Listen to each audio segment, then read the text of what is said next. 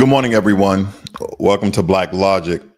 So this morning, we have a couple of news stories for you guys. I'm going to break it down. Now, the first story that you guys see here, the IAEA has confirmed Israeli airstrikes have directly impacted Natanz, which is an underground centrifuge hall.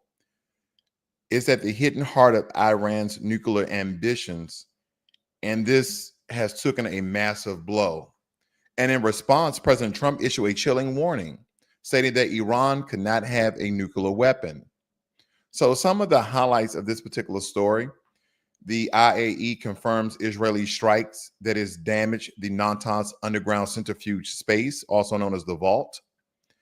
Israel has hit above ground facilities in Natanz, Isfahan, and possibly Fordow. These are different cities within Iran. And Benjamin Netanyahu, Prime Minister of Israel, claims third of Iran's missile arsenal was disabled. Iran's retaliated with missiles and drones, and Trump has asserted the U.S. had zero role in the strike, but warned Iran to evacuate Tehran or face further consequences. So again, we're building up to a full-fledged war. Again, this happened with very small skirmishes as well as battles, but now that things are getting more heated because of America as well as Israel trying to stop Iran from obtaining nuclear weapons. And President Trump has given a stark warning to Iran to evacuate Tehran or they will start bombing. So 300,000 people, mostly Iranians and people from different countries, are now evacuating the capital. We don't know if all will evacuate the capital, but nonetheless, President Trump has given a warning. He also stated that in this particular rumor mill, Trump is secretly brokering a ceasefire between Israel and Iran, but the man himself says, nope, he isn't going to do that. Instead, he wants a real end to the fighting. He's playing the long game, and it's clear he's not selling for a quick truce, but at the end of the day, Trump does not want Iran to have nuclear weapons, neither does Benjamin Netanyahu. So again, he has publicly denied coordinating any Iran-Israel ceasefire, and he emphasized that his goal isn't temporary calm, it's a lasting resolution.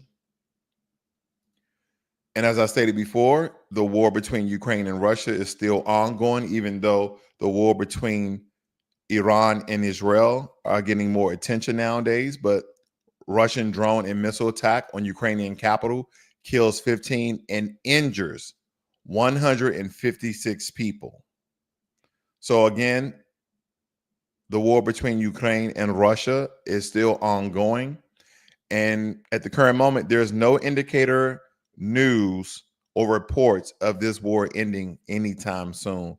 And that's very unfortunate for the citizens of Russia and Ukraine that these two countries can't come to a ceasefire and or peace treaty. Again, this is stemming back from the Soviet Union and beyond. So again, for people who are not aware of the story, the reason why this is being reported, because I only like to do news that America is involved with, just so you guys know. And if you're new to Black Logic, please hit that subscribe button. But these are our tax dollars at work, because anytime Russia goes on the offensive and sought to attack Ukraine, Ukraine then returned with drone and or missile attacks, and most of that technology, equipment, and resources are being supplied by the U.S. government, aka your tax dollars. So that's why a lot of these wars and skirmishes and battles that we see of all this destruction is very keen to American interests, because again, not at the way that people unfortunately are dying in a senseless war between two governments, because the citizens are always the innocent ones. But again, how's that going to affect America long term? So I think these are very, very important. Now, I don't know if you guys are aware that there's been additional countries added to the ban list of travel. Because again, the Trump administration is considering expanding the travel ban to dozens of more countries. See, this isn't 2016. Some are saying this could bring total entry lockouts on nearly half the globe. And I believe when we think about it, the question that we may ask, what's motivating this move and where is it headed? So again, I'm going to show you guys some of the countries that the State Department, by the way, of the Trump administration has banned or restricted entry to a certain degree. It states here, according to a State Department memo obtained by NPR, up to 36 additional nations could be added to the list of 19 that were placed under full or partial restrictions earlier this month. 36 countries have been identified as having vetting and screening information that is so deficient as to warrant a partial or full suspension of entry of their citizens to the U.S. It's the latest move in President Donald Trump immigration crackdown that has included mass deportations of immigrants accused or convicted of criminal activity and others. Now, here are some of the countries that they're banning. Nations already full ban on June 4th of this year: Afghanistan, Myanmar, Chad, Republic of Congo, Equatorial Guinea, Eritrea, Haiti, Iran, Libya, Somalia, Sudan, and Yemen. These partially banned are Burundi, Cuba, Laos, Sierra Leone, Togo, Turkmenistan, Venezuela, and there's a couple of other countries like I believe Burundi is on this list as well. But if you want the full list, here's the letter by the president of the actions of those countries. And if you just scroll down here, they have them separated and they give the reasons why: Afghanistan, Burma, Chad, Eritrea, Haiti, some of the same countries that is named, Iran, we already know about Iran, Libya, Somalia, Sudan, Yemen, Burundi, Cuba, Laos, Sierra Leone, Togo, Turkmenistan, Venezuela. And so they're thinking about adding other countries to this list. So if you guys want a full breakdown of the countries and the reasons why, this is the president's letter of the actions and proclamations that he has made. So I believe this is very, very unfortunate for a lot of people who wanted to travel to America or leave America and travel to some of these countries. Now, last but not least, during a lot of these No Kings protests, there have been reports of people getting shot, unfortunately. But one confirmed story is that a protester there in Utah, unfortunately, got shot.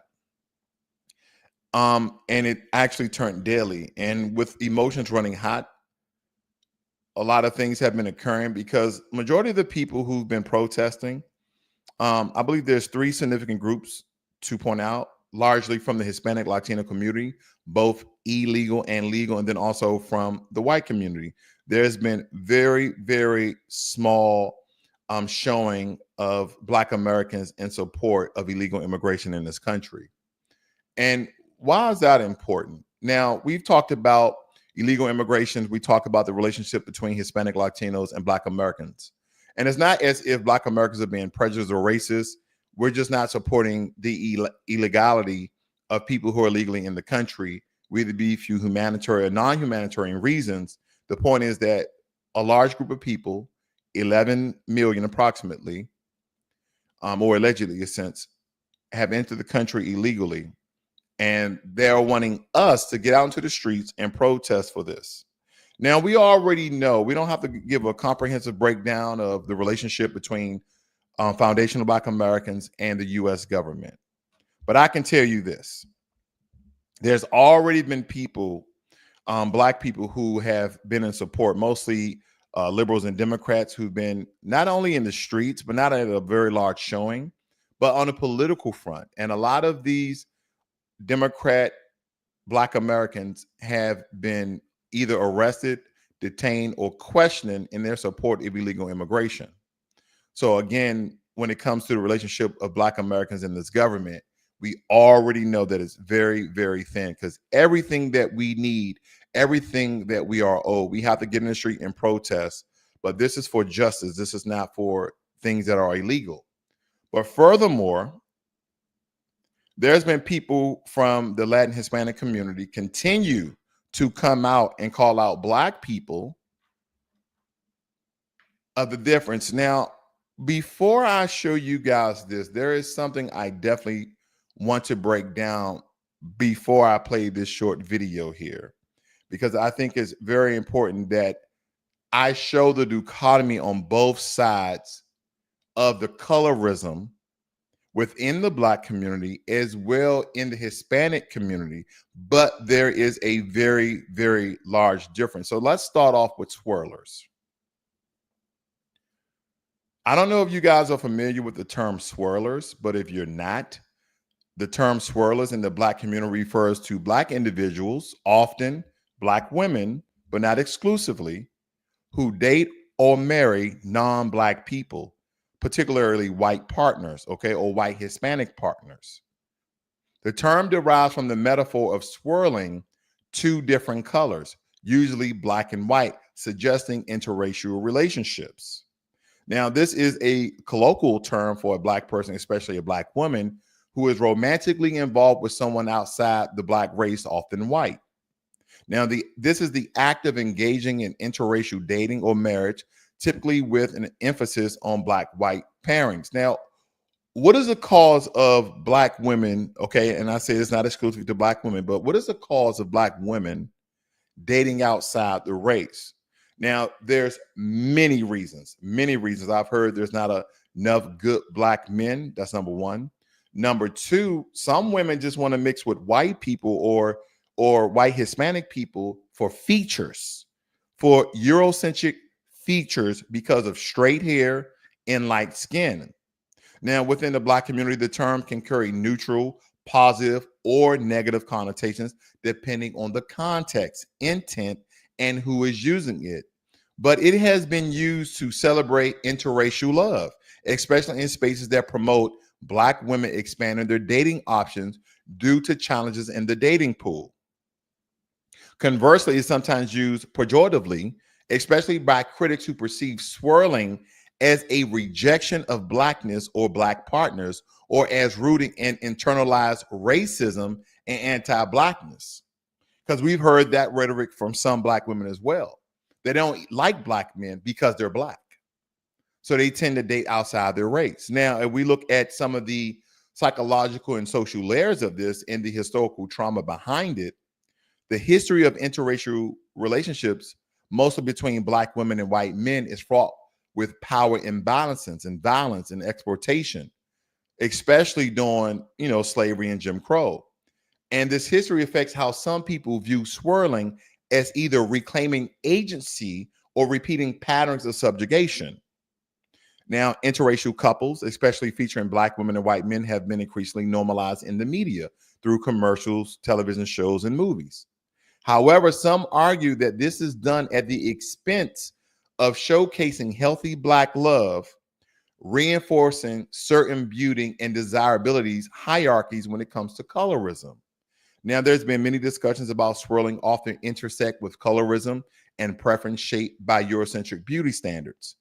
And of course, some people have talked about swirling and suggest it can stem from internalized belief that white or non-Black partners are more desirable, successful, and safer than their Black partners. Now, we've had very powerful figures, your Dr. Umar Johnson's, No Snow Bunnies, but also some of our master teachers like Master Teacher Neely Fuller Jr. and Francis Cress Welsing. They have all spoken critically of interracial relationships in the context of Black empowerment, arguing that such unions can dilute Black political and cultural solidarity because of the mixings of the race, that they're not going to have the same power and energy as if someone that has a Black mom and Black dad.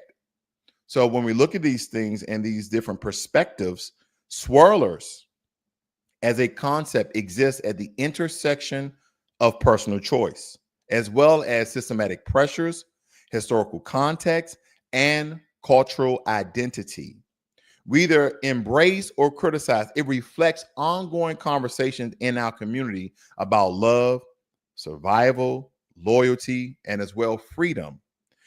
Now, I'm going to take a deeper dive because the term that we're going to get into next has nothing really to do with swirlers or relationship. This next segment has to do with power. And believe it or not, this next term here is mejor la raza. And I'm going to show this video clip very, very quickly, but I do want to give you guys what this term means. Excuse me. Now, the term mejor la raza, which translate from Spanish to improve the race in English. So this is a Spanish term that was created to mean to improve the race. Now, this phrase has historically been used in various parts of Latin America and the Caribbean to promote colorism and anti-Black sentiment, often encouraging lighter skin, straighter hair, and more European features as ideal.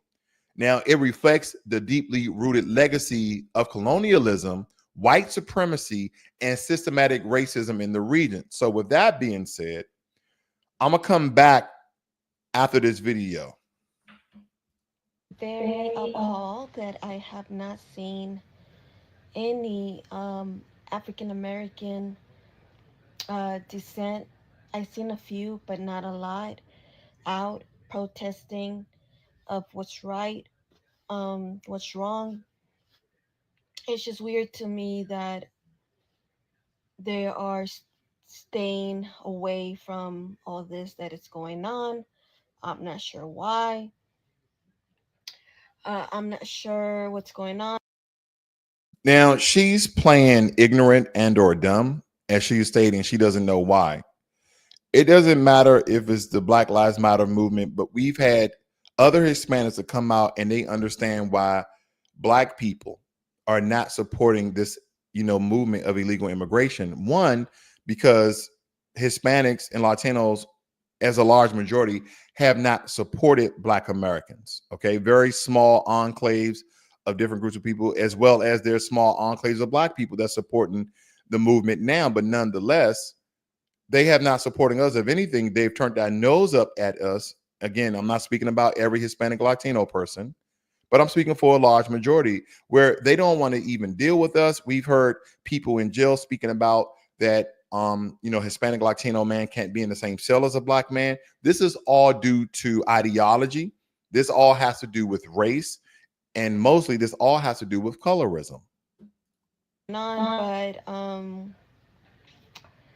I just hope that you guys do realize when it was Black Lives Matters that a lot of Hispanic and even Caucasian people stood up with you guys to represent that we all belong here, that we all need to be respected, because everyone is a human. And I just weird to me how protest only. I do agree. All people need to be respected. But have you noticed that certain countries are not having issues with illegal immigration, aka Iran, Iraq, Yemen? No Middle Eastern countries I've never heard of having issues with illegal immigration. One, I believe most people would like to go there because of their laws and their strict, stringent regulations. But two, would they even want to go to these countries? Seeing like Caucasian people and Hispanic people and just think that it's weird. Not sure why. But I really hope, America is always about government, it's always about hating a race. Like when they used to hate the Indians, when they used to hate all Chinese people because of coronavirus. Now it's the immigrants. Then when they used to hate Black Americans. Okay, wait 1 second. The hate for Black Americans have never ended. The only thing you need to do is look at the news for a couple of days, and unfortunately, you will see a lot of our innocent, unarmed people be detained, shot, and brutalized by police and other white supremacists that are in the street. So she's trying to spit this narrative as if Black people are not experiencing racism, that Black people are not experiencing police brutality, that Black people are not being discriminated upon, that it went from, now she says Indians. Indians are actually from the country of India. We're speaking about the Native Americans. She's speaking about the Native Americans as well as the Chinese, aka Asians in some regards. And then she said, now it's the immigrants. Well, let's talk about that. Immigrants come from every country. There's Black immigrants, there are Hispanic immigrants, there are Asian immigrants, and there's white immigrants. So what she's trying to say, and I'm alluding to this because the differences she's making, she's talking about Hispanic immigrants. Black African Americans. Um, but it never ends. It's gonna come a day again where the government's gonna say something about. Last time, I'm getting tired of people calling Black Americans Black African Americans. Yeah, I know there's a difference because there are white African Americans, like Elon Musk, most notably. But nonetheless, we're just Black American. There's no African American in there. We understand that everybody's ancestry has originated in Africa, some more than others. Okay. Some people migrated from Africa to Europe, thus the lighter skin in evolution. But nonetheless, we are Black Americans. We've been here in this country for hundreds of years. I never really hear people state other things like, oh, European, white, Caucasian American. No one does that. It's only for Black Americans.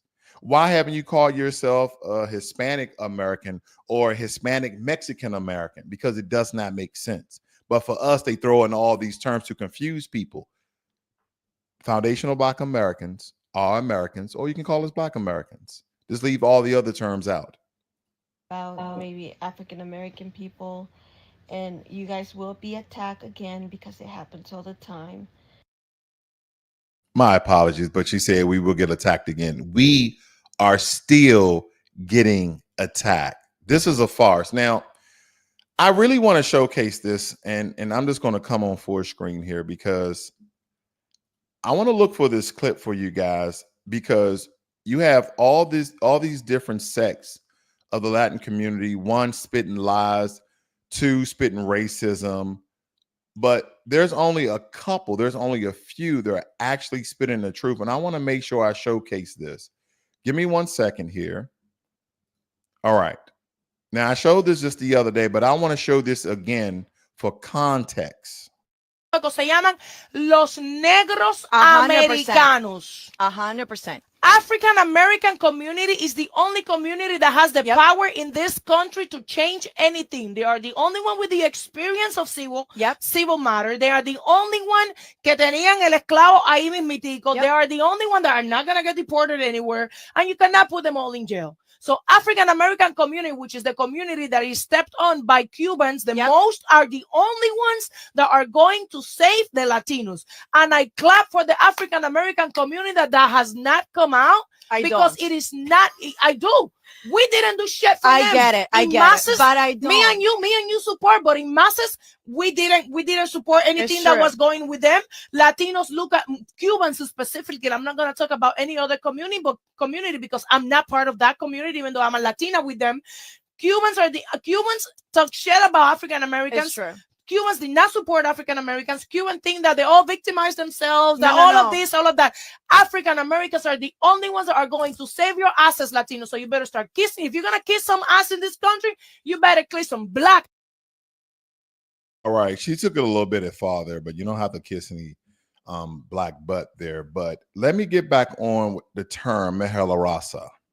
I think that's very important that I finish this breakdown because Mejela Raza has often been used socially and even jokingly to encourage marrying someone with lighter skin to produce children with better, whiter features, essentially a euphemism for racial whitening. We don't have a term in Black America. Now, I gave you the breakdown of swirlers. That's more so for a different, again, that's for many different reasons. But they literally made a term, Mejela Raza, meaning improving the race by whitening the race. Okay, they also have another term, I think it's blanqueamiento, another related concept that was part of official policies in some Latin American countries, especially in the 19th and 20th century. Now, we have to understand that these ideologies were somehow often tools of oppression that devalue African and indigenous identities and colorism, and it elevates whiteness and Eurocentric beauty standards as well as intelligence and success. So again, there's a stark difference between what we call swirlers as well as Mahela Rasa. Mahela Rasa is about power and being close to white ideology as well as whiteness. Because I also gave you guys a breakdown, I believe, last week about the white supremacist culture in Latin and Hispanic America, where they actually have neo-Nazi gatherings, neo-Nazi concerts, neo-Nazi gangs and groups within Mexico. Okay, I did a special on Mexico, but again, these groups are all through Latin America. So when a lot of Hispanics come over to America, they have lighter, whiter skin. We shouldn't act surprised when they exercise racism and prejudice and discriminatory acts against darker skinned people, majority of Black American, because they already have colorism and racism in Latin America between darker Latin Americans and lighter Latin Americans. So again, this is the stark difference between the two. You guys have a great and wonderful day. This is Black Logic.